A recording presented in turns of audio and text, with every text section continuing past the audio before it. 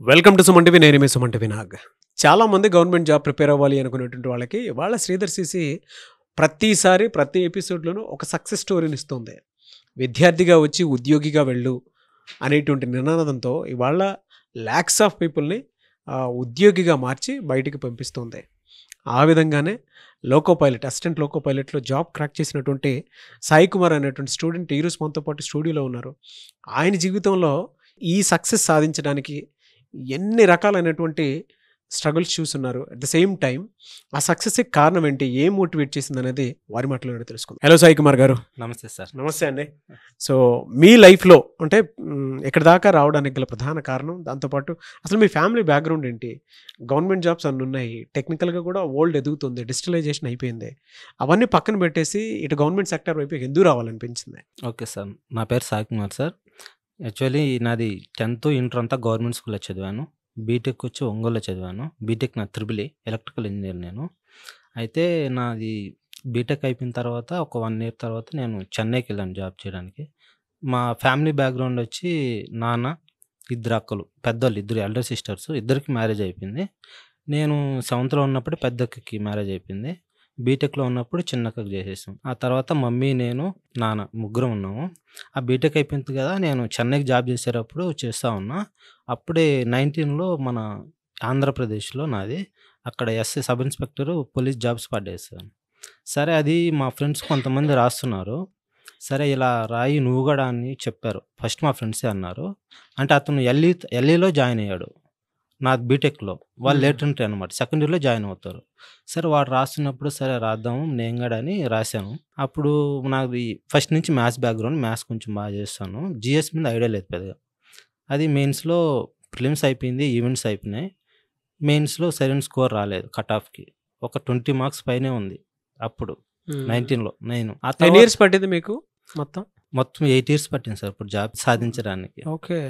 అప్పుడు 20 మార్క్స్తో పోయింది అప్పుడు సబ్ ఇన్స్పెక్టర్ 2019లో. సరే అప్పుడు మళ్ళీ మా నాన్న వాళ్ళు ఎందుకు మానేసావు జాబు, ప్రైవేట్గా చేస్తున్నావు కదా, ఎందుకు మళ్ళీ ఇది రాలేదు కదా అని అన్నారు. సరే నేను డైరెక్ట్గా రాశాను, కోచింగ్ ఏం లేదు తీసుకుంటాను అది ఇది అంటే, సరే ఇంకా మీ ఇష్టం అని అన్నారు మా నాన్న వాళ్ళు. కానీ బాగా సపోర్ట్ ఏదంటే నాకు మా నాన్న, మా అమ్మ ఇద్దరు. అక్కలిద్దరికి మ్యారేజ్ అప్పుడే అయిపోయినాయి, వెళ్ళిపోయారు. ఇద్దరే ఉన్నాం కాబట్టి మాకు పెద్దగా అంటే మా ఊర్లో పొలాలు ఉన్నాయి కానీ వ్యవసాయం చేయం సార్ మేము. అంటే ఓన్లీ నిమ్మకాయలు ఉంటాయి కదా, లెమన్స్, అవి తోటలు ఉంటాయి. అంతేగాని వరి ఏరు మేము. అంటే చెరువులో నీళ్ళు వస్తేనే వేస్తాం అనమాట, 4-5 సంవత్సరాలకు ఒకసారి. అంటే కొంచెం అది అగ్రికల్చర్ చేసేది. పొలాలు అయితే ఉన్నాయి కొన్ని. ఇంకా మా పెదనాయన చిన్న ఉన్నారు కానీ వాళ్ళంతా బయట, అంటే హైదరాబాద్ కానీ అటు వెళ్ళిపోయినారు. ఫ్యామిలీ ఇంకా మనకు మోరల్గా సపోర్ట్ ఇచ్చేదానికి బ్యాక్గ్రౌండ్ నుంచి ఇది చేయి అని చెప్పేదానికి ఎవరు లేరు, గైడెన్స్ లేదనమాట ఎవరు. సరే ఇంకా నేను వెళ్ళాను. మా ఫ్రెండ్ ఒక చెప్పాను కదా, ఆ పేద దగ్గర హైదరాబాద్కి వచ్చి ప్రిపేర్ అవుతున్నాం 20లో. సరే ఈసారి మళ్ళీ అప్పుడు గవర్నమెంట్ మారిన వల్ల వీరి నోటిఫికేషన్ అన్నారు వస్తుంది అని. ఎలా అని అప్పటికి ఏ కోచింగ్ జాయిన్ అవ్వలేదు, ప్రిపేర్ అవుతున్నాం కదా అని అవుతున్నాను. అప్పుడు మన కరోనా అనేది 2020 స్టార్ట్ అయింది, 22 అట్లా మన కరోనా. దానికి ఏంటంటే నోటిఫికేషన్ అన్నీ ఆగిపోయినాయి సార్ మొత్తం. ఇంకా ఇంటికి వెళ్ళిపోయి ఏం చేయాలో అర్థం కాలేదు, ఇంటికాడే ఉన్నాను.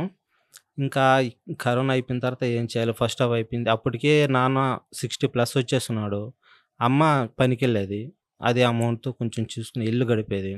కొంచెం మాకు బాగా ఫైనాన్షియల్గా స్ట్రగుల్ అయినాయి. సరే ఇంకేం చేద్దామని నేను ఇలాగే నోటిఫికేషన్ అప్పటిదాకా నాకు రైల్వే రాయాలి, ఎస్ఎస్సి రాయాలి, ఈ సిసి ఇలాంటివి ఉన్నాయి నాకు తెలియదు. అంటే నాకు బీటెక్ అయిపోయింది కదా, అంతా సాఫ్ట్వేర్ పరంగా మా ఫ్రెండ్స్ అందరూ అటు వెళ్ళున్నారు, సాఫ్ట్వేర్ వెళ్ళున్నారు, బెంగళూరులో చేస్తున్నారు, హైదరాబాద్లో చేస్తున్నారు వాళ్ళంతా. నేను మా ఎల్ఈలో ఒక అబ్బాయి చేశారు కదా, అతను గవర్నమెంట్ జాబ్ రాద్దామంటే నేను అప్పుడు 2019లో వస్తే 20 మార్క్స్తో పోయింది కదా, ఇంకెట్లయినా చేద్దామని దీనిలో వచ్చాను. ఆ టైంలో ప్రిపరేషన్ అయ్యేటప్పుడు నోటిఫికేషన్ రాలేదు ఏపీ నుంచి. తర్వాత లాక్డౌన్ వచ్చేసింది, ఇంట్లో ఫైనాన్షియల్గా బాగా పూర్ అయిపోయింది, ఏం చేయలేదు తెలీదు. అప్పుడు కెరీర్ గ్యాప్ వచ్చేసింది, అప్పటికే 4 ఇయర్స్ అయిపోయింది. ఇంకా అప్పుడు బ్యాక్గ్రౌండ్ బట్టి మళ్ళీ సాఫ్ట్వేర్ అంటే ఇన్ని సంవత్సరాలు చదివినాం, సార్ నోటిఫికేషన్ వస్తుంది కొట్టాలా అనే కొంచెం బాగా ఉండింది, ఎట్టయినా కొడతామని. అప్పుడు మళ్ళీ హైదరాబాద్ వచ్చేసి ప్రైవేట్గా జాయిన్ అయ్యాను. నాది ఎలక్ట్రికల్ కదా, ప్రైవేట్గా మెయింటెనెన్స్ ఇంజనీర్గా ఇక్కడ ఉంటే మన రాయదుర్గం పోలీస్ స్టేషన్ దగ్గర జాయిన్ అయ్యి ఒక రోజుకి నాకు 4 గంటలు చదివేవాడిని. మార్నింగ్ ఒక 1 అవర్ 2 అవర్స్, నైటు అలా చదువుతూ ఉండేవాడిని. నోటిఫికేషన్ పడ్డది మళ్ళా ఏపీ. అప్పుడు దాకా నేను రాయలేదు, రైల్వే కూడా రాయలేదు. అప్పుడు నోటిఫికేషన్ పడ్డప్పుడు రాశాను, ప్రిలిమ్స్ అయిపోయింది. అది ఎస్ఐ మెయిన్స్ అప్పుడు మా చిన్న ఇన్సిడెంట్ అయింది మా ఇంట్లో. అది మళ్ళా నాకు 6 మార్క్స్‌తో పోయింది. అది ఓకే. 2023 నోటిఫికేషను. అప్పుడు ఇంకా అదే సిలబస్‌తో ఏదన్నా ఉందా అంటే రైల్వే ఉన్నాయని చెప్పారు. చూశాను. మా ఊర్లోనే ఒక అబ్బాయి సీదర్‌సిసిలో జాయిన్ అయ్యాడు. ఓకే. వాడు సీదర్‌సిసిలో జాయిన్ అయ్యాడు దిల్సుఖ్ నగర్ బ్రాంచ్‌లో. సరే ఇంకా దాన్ని చూసిన తర్వాత ఎలాగైనా మనం రైల్వే గార్డ్ రాద్దామని అప్పుడు వెంటనే అప్లై చేశాను 2023లో. అప్పుడు సీదర్‌సిసి వాళ్ళు ఎన్‌టీపీసీకి ఫ్రీ కోచింగ్ 1000 మెంబర్స్‌కి అని ఒక యూట్యూబ్‌లో వీడియో చూశాను. మీరు ఆన్‌లైన్‌లో రాయండి, ఎగ్జామ్ రాయండి తీసుకుంటామని. ఎగ్జామ్ రాశాను, ఎలాగో వచ్చింది. వచ్చిన తర్వాత మమ్మల్ని పిలిచి అడిగారు వాళ్ళు. ఆన్‌లైన్ తీసుకుంటారా? ఆఫ్‌లైన్ తీసుకుంటారా? ఎలా ఉంటదని. అప్పుడు నాకు సార్ నేను ఈ విధంగా ఆన్‌లైన్ తీసుకుంటానని చెప్పి ఆన్‌లైన్ తీసుకున్నాను. ఆ క్లాసులు రైల్వేకి అప్పుడు ప్రిపేర్ అయ్యాను దీనికి. మొత్తం ఒక 3 మంత్స్ అయింది క్లాసులన్నీ. కొంచెం నాకు మ్యాథ్స్ బ్యాక్‌గ్రౌండ్ అయినప్పటికీ అంటే ఇంటర్‌లో ఎంపీసీ కాబట్టి ఆ కెమిస్ట్రీ, ఫిజిక్స్‌లో కూడా కొన్ని డౌట్లుండేది. సారోళ్ళు ఆ క్లాసుల తర్వాత నాకు బాగా హెల్ప్ అయింది. సీదర్‌సిసిలో మాక్ టెస్ట్‌లు, ఎక్స్‌ప్లనేషన్ వీడియోస్ బావుంటాయి. మనకు ఏదైనా ఎగ్జామ్ క్రాక్ చేయాలంటే మాక్ టెస్ట్‌లు చాలా ఇంపార్టెంట్.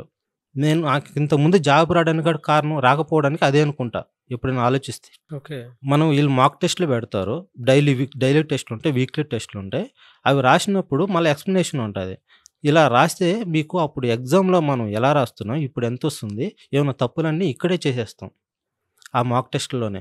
అంటే ఈ క్వెషన్ మనం సరిగ్గా రాయనప్పుడు ఎంత టైం వేస్ట్ అయిపోయింది ఇలా అని. అప్పుడు వీళ్ళు ఆ మాక్ టెస్ట్‌ల వల్ల నాకు బాగా అర్థమైంది సార్. సీదర్‌సిసిలో ఎక్స్‌ప్లనేషన్ వీడియో చూసుకున్నాను. టెక్నికల్ అయితే నాకు చాలా గ్యాప్ వచ్చింది. క్లాసులన్నీ సీదర్‌సిసిలోనే విన్నా. మన ఏఎల్‌పీకి టెక్నికల్ ఉంటది మన సబ్జెక్టు. ఓకే. మెయిన్స్‌లో. ప్రిలిమ్స్ అనేది అందరికి కామనే. మళ్ళా మెయిన్స్‌కొచ్చి పార్ట్ ఏ, పార్ట్ బి 2 ఉంటాయి. పార్ట్ ఏలో అందరికి ఒకే సబ్జెక్ట్ ఉంటాయి. పార్ట్ బిలో టెక్నికల్ వస్తది మళ్ళా. ట్రేడ్ వారీగా. మెకానికల్, ట్రిపుల్ ఈ అని ఇలా వాళ్ళకి సెపరేట్ ఉంటది.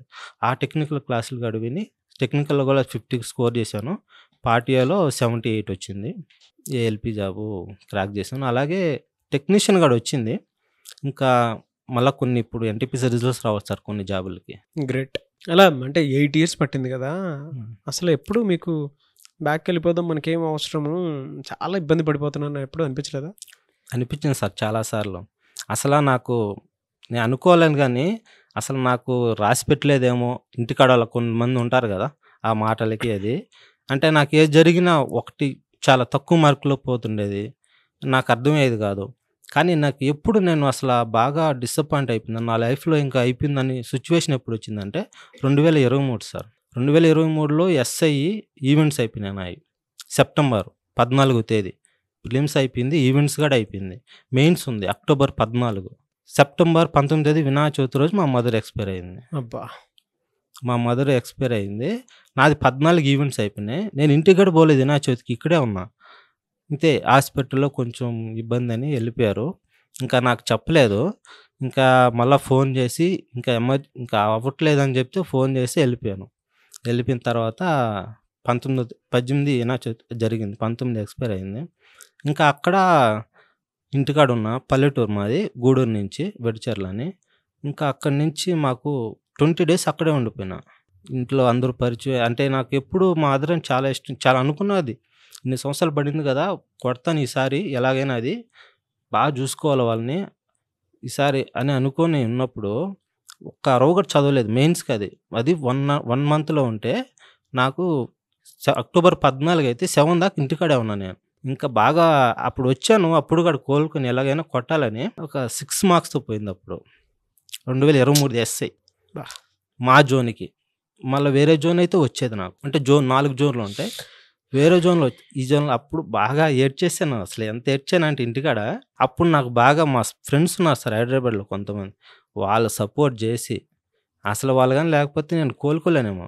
అలా చాలా డిస్టర్బ్ అయిపోయినా ఇంటి దగ్గర. అప్పుడు వాళ్ళు "నువ్వు ఎట్టైనా గాదు, అది పోతే పోయింది నువ్వు సాధిస్తావు, నువ్వు రా" అని చెప్పి నన్ను హైదరాబాద్‌కి తీసుకొచ్చి వాళ్ళు కొంచెం మోరల్ సపోర్ట్ ఇస్తే అప్పుడు దాని తర్వాతే అది జరిగింది కదా! డిసెంబర్‌లో వీళ్ళు చూశాను. ఎన్టీపీసీ అప్పుడు రాస్తే అప్పుడు ఇంకా ఇవన్నీ వదిలేసి ఏదో ఒకటి పెట్టుకోవాలని సేదర్శిది పట్టుకున్నా. వాళ్ళది క్లాసులు పెట్టుకున్నా. ఇంక వేరే దాంట్లో నాకు డిస్టర్బ్ అవ్వలేదు. ఫైనాన్షియల్‌గా గానీ మా ఫ్రెండ్స్ సపోర్ట్ చేశారు సార్ చాలా. మాకు మా మ మా మదర్‌కి కూడా కొంచెం చాలా అప్పులు చేయాల్సొచ్చింది. హాస్పిటల్ ఖర్చులకు గానీ, కా కార్యాలకు గానీ అప్పులు చేయాల్సి ఇప్పుడు కూడా అప్పులే ఉన్నాం. బట్ ఈ సమయంలో మనం వెనకడుగేస్తే మళ్ళా ప్రైవేట్‌కి పోతే మళ్ళా ఫస్ట్ నుంచి కష్టపడాలా. ఇంకా ఈ సమయంలో ఇలా ఉన్నప్పుడు దీన్ని ఎలాగైనా సాధించాలని వేరే ఆల్టర్‌నేట్ పోకుండా వాళ్ళది వాళ్ళు ఏదైతే మనకు చాలా హెల్ప్ చేశారో మాక్ టెస్ట్‌లు ఆఖరికి సైకోమెట్రిక్ టెస్ట్‌లు కూడా ఫ్రీగా ఇచ్చారు సార్. దీంతో పాటు నాకు నేను రాసింది ఎన్‌టీపీసీయే కదా! అంటే దాంట్లో నా అడ్మిట్ కార్డ్ బట్టి మళ్ళా టెక్నీషియన్‌కి కానీ, జేఈకి గానీ వాళ్ళు మాక్ టెస్ట్‌లు ఫ్రీగా ఇచ్చారు. ఎలా అండి? అంటే ఒక గవర్నమెంట్ జాబ్ ప్రిపేర్ అవ్వాలి అని అంటే స్టూడెంట్‌కి ఉండాల్సినటువంటి లక్షణాలేంటి? మీరు ఇంత స్ట్రగులింగ్ చూసారు. అవును సార్. అంటే ఏం గుర్తుపెట్టుకోవాలి అసలు స్టూడెంట్? ఏం సార్ మోటివ్ చేసుకోవాలి అసలు? మనకు మోటివేషన్ ఎలా పెట్టుకోవాలి? సార్ మీకే 8 ఇయర్స్ పట్టింది. ఆ! అట్లా చాలా మంది ఉంటారు అందుకు. అంటే అన్నీ లక్ అనేది అందరికి ఒకసారి కలిసి రాదు సార్. అన్నీ కలిసొస్తే త్వరగా సక్సెస్ అయిపోతారు. ఇప్పుడు నేనే చాలా సార్లు నాకు లక్ లేదనుకున్నా, ఎళ్ళి వదిలేయాలనుకుని చాలా సార్లు అనుకున్నా.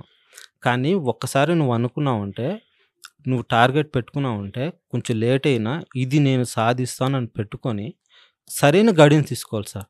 మెయిను త్వరగా సక్సెస్ అవ్వాలంటే సరైన గైడెన్స్ ఉండాలి. సరైన ఇన్‌స్టిట్యూట్ కూడా ఎంచుకోవాలి. ఒంటరిగా ఉన్నప్పుడు మనం చదువుతాం సార్. 8 అవర్స్ చదువుతాం. దాంతో పాటు మనం రిసోర్స్ చేసుకునేటప్పుడు ఇప్పుడు నీకు న్యూస్ పేపర్స్ మనం హిందూ పేపర్ చదివి అన్నీ చేసుకునేటప్పుడు ఎలా ఉంటదో, అలాగే ఒక ఇన్‌స్టిట్యూట్‌కెళ్తే వాళ్ళు అన్నీ దగ్గరగా చేసి మనకు కావాల్సినవి చెప్తారు. అవన్నీ చేసి మనం మెయిన్ చేయాల్సింది రివిజన్ ఎక్కువ ఉండాలి సార్. డీవియేషన్ అవ్వకూడదు. రివిజన్ ఎక్కువ ఉండాలి. చాలామంది ఇంక అయిపోయిందిలే ఎళ్ళిపోదాం వేరే ప్రైవేట్ జాబ్‌కెళ్ళిపోదాం. ఏదో ఒకటి చేసుకుందాం అంటారు. కానీ నీ ఓపికున్నంత వరకు నువ్వు కావాల్సుంటే లేకపోతే ఏదైనా ప్రైవేట్ జాబ్ చేసుకున్నా, నీకు ఓపికున్నంత వరకు చేయాలి సార్ దాన్ని. చేస్తారు గూడా. ఒక మాటలో చెప్పాలంటే ఎవరైనా నాలాగా ఇంత కష్టపడే వాళ్ళు ఎవరైనా ఉన్నారంటే, నన్ను ఎగ్జాంపుల్‌గా తీసుకోవాలంటే, ఫస్ట్ మీరు డైలీ 1 అవర్ గానీ, 2 అవర్ గానీ చదవండి. మీ డేలో 24 అవర్స్‌లో మీరు డైలీ ఒక 2 అవర్స్, 3 అవర్స్ పెట్టుకోండి. మీకు వల్ల కాకపోయినా. మీరు ఏదైతే పెట్టుకున్నారో దానికే చదవండి. మళ్ళీ వేరే దాన్ని చదవద్దు. కానీ మినిమమ్ టైమ్ అనేది ఒకటుంటది. నోటిఫికేషన్ పడే ముందే. దానికి ఒక్కసారన్నా మొత్తం చదివేసుండాలి. కానీ సార్ మళ్ళీ ఇంకోటి చెప్తున్నా. ఈడు 6 సంవత్సరాలు చదువున్నాడు. మనం కొత్తగా ఇప్పుడే వచ్చాము. 6 నెలల్లో క్రాక్ చేస్తామని చాలామందికి డౌట్స్ ఉంటాయి. వాళ్ళు 6 సంవత్సరాల నుంచి చదివినా, మనం 6 నెలలు ఇప్పుడే స్టార్ట్ చేసినా, కానీ నోటిఫికేషన్ పడ్డ 6 మంత్స్ అనేది చాలా ఇంపార్టెంట్ సార్. నువ్వు ఎప్పటి నుంచో చదువుంటావు. కానీ ఇప్పుడు గ్యాప్ వచ్చిందంటే, నోటిఫికేషన్ పడ్డ తర్వాత గ్యాప్ చాలా వచ్చిందంటే, 1, 2 మార్కుల్లో మెయిన్స్‌లో పోతారు. అంటే ట్రూ. చాలామంది. ట్రూ. ట్రూ. అండర్‌స్టూడ్. ఓకేనా? కానీ వచ్చే 6 నెలలు కరెక్ట్‌గా ప్రిపేర్ అవ్వాలి. వచ్చిన 6 నెలలు నువ్వేదైనా జాబ్‌ని వదిలేసి ప్రశాంతంగా కూర్చుంటే అయిపోద్ది సార్. నాకలాగే చాలా అయినాయి. గ్రేట్. ఏదో ప్రైవేట్ జాబ్ చేసుకుంటాను. నోటిఫికేషన్ పడ్డప్పుడు మానేసొస్తాను. 1, 2 మార్కుల్లో పోతాయి. అదే బట్ ఒక కూర్చున్నారు. ఈసారి స్ట్రాంగ్‌గా కొట్టారు. కూర్చోవాలి. ఒక ఇన్‌స్టిట్యూట్‌లో కూర్చుంటే వాళ్ళు ఇంకా గైడెన్స్ బావుంటది.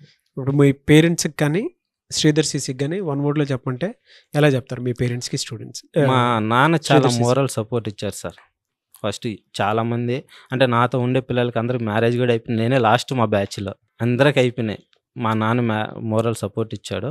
శ్రీధర్ సీసీ చెప్పాలంటే ఆ ఇన్‌స్టిట్యూట్ వల్లే నేను ఈరోజు చాలా హ్యాపీగా ఉన్నాను అనిపిస్తుంది. ఎందుకంటే మాక్ టెస్ట్‌లు నాకు చాలా ఉపయోగపడ్డాయి. ఎక్స్‌ప్లనేషన్ ఉంటది తప్పులు చేసేటప్పుడు. దాంతో పాటు నాకు సైకో గాని అంటే నేను ఫ్రీగా ఇచ్చిన కంటెంట్ క్వాలిటీ దొరికింది సార్ నాకు. నేను యాక్సెప్ట్ చేస్తా దానికి. కొట్టాను కాబట్టి సో జాయిన్ చెప్తున్నా. అవ్వమని చెప్తారా స్టూడెంట్స్? పక్కా సార్. మీరెవరైనా అవ్వాలనుకుంటే మీకు ఏ గైడెన్స్ లేదనుకుంటే మీరు జాయిన్ అవ్వండి. ఖచ్చితంగా మీరు డిసప్పాయింట్ అయితే అవ్వరు. కానీ ఒకటి చదివినంత కాలం మీరు ఒకళ్ళ ఎఫెక్ట్స్ పెడితే మళ్ళా డీవియేషన్ అవ్వకుండా వాళ్ళు చెప్పింది చేయండి. ఎగ్జామ్స్ మాత్రం రాయండి. శ్రీధర్ Right. సీసీలో అది. చాలా ఎనీవేస్ ఉపయోగం. Great and congratulations. I wish you all the best Sai Kumar garu. Thank you so much for your feedback. చూశారు కదండి వీడియో. సాయి కుమార్ గారి జర్నీ.